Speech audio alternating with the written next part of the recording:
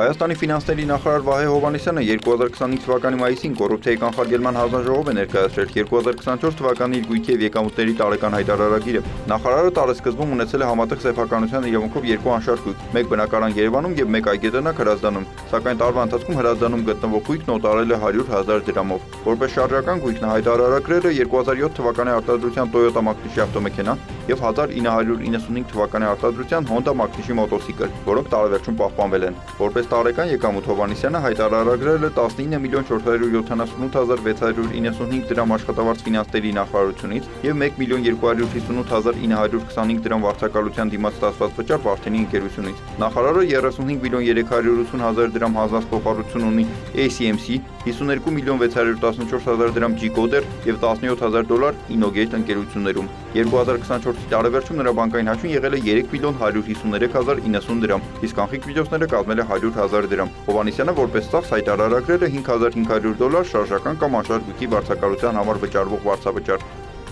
Նախարարի կինը Ինեսա Ռևազյանը եւս տարեսկզբում ունեցել է երկու անշարժ գույք՝ բաժնային սեփականության իրավունքով մեկ բնակարան Երևանում եւ համատեղ սեփականության իրավունքով մեկ այգետնակ Հրազդանում։ Վերջինը սակայն տարվա ընթացքում օտարել է 100,000 դրամով։ Որպես տարեկան եկամուտ հայտարարագրել է 1,930,541 դրամ աշխատավարձ Quadrum ընկերությունից եւ 265,500 դրամ աշխատավարձ Dreambox ընկերությունից։ Ռևազյանը 100% բաժնեմաս ունի Dreambox ընկերությունում։ Նաեւ հայտարարագրել է նույն ընկերությանը հասնած 3,588,527 դրամ փոխառություն։ 2027-ի տարեվերջում նրա բանկային հաշվի եղել է 97,591 դրամ։